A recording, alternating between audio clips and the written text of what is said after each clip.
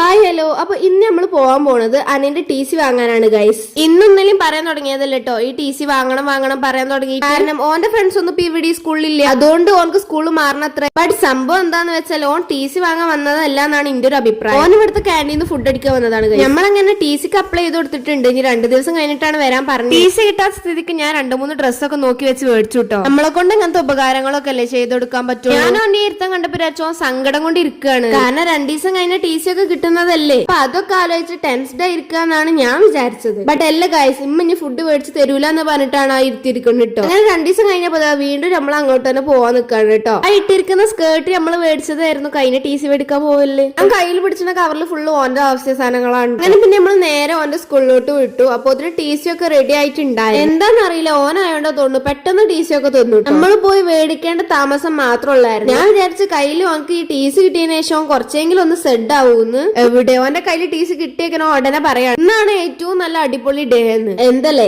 ഏതായാലും അങ്ങനെ T C ഒക്കെ കൈക്ക് കിട്ടിയിട്ടുണ്ട്. അങ്ങനെ ടി സി കയ്യിൽ കിട്ടി. അപ്പൊ ഇനി ഫുഡ് അടിക്കണം. ഓൻ അതിനായിട്ട് ടി സി മേടിച്ചാൽ വന്നതാണോ എന്ന് ഡൗട്ട്. ഇനി നമ്മൾ നേരെ പോണത് ഓന്റെ പുതിയ സ്കൂളിലോട്ടാണ്. പുതിയ സ്കൂളിന്റെ കാര്യങ്ങളൊക്കെ നമ്മൾ അടുത്ത വീഡിയോയിൽ ഇട്ടോ. അപ്പൊ ഇന്നത്തെ വീഡിയോ ഇത്രയേ ഉള്ളൂ. ബൈ.